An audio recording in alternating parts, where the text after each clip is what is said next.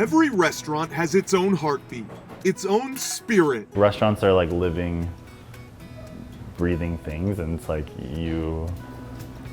they go in the direction that like you feed it, right? For Brady Williams, this restaurant, TOMO, is a reflection of not just himself, his heritage, but also the ideas and perspectives of all those who contribute to it. I think that like kind of kickstarts your own sort of like creative energy. A James Beard Award winner, Brady spent some 6 years as the executive chef of Canlis. In 2021, he decided the time was right to set out on his own and found a home in the heart of White Center. I love this neighborhood. I think it reminds me a lot of the neighborhood I grew up in, which is in Southern California.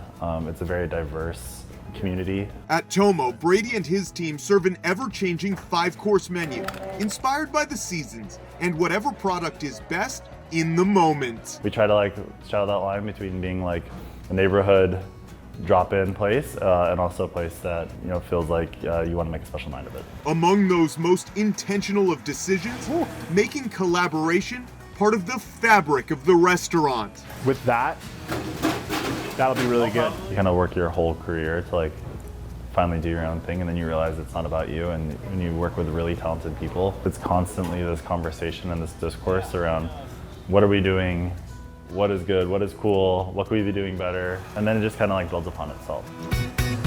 That spirit of collaboration manifests itself not just internally, but also with events like Buds.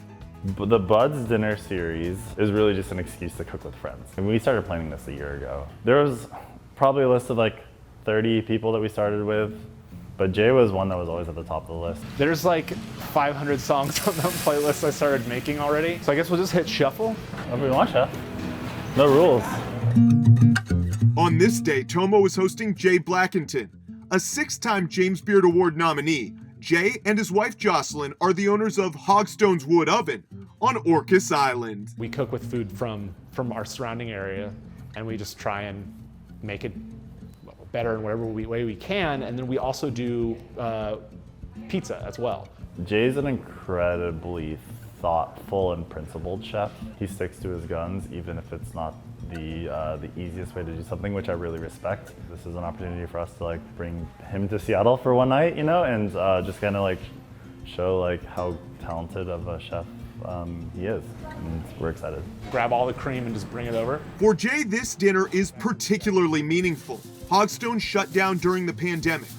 Then a nightmarish remodel with countless delays and ballooning costs nearly forced him to close the restaurant for good.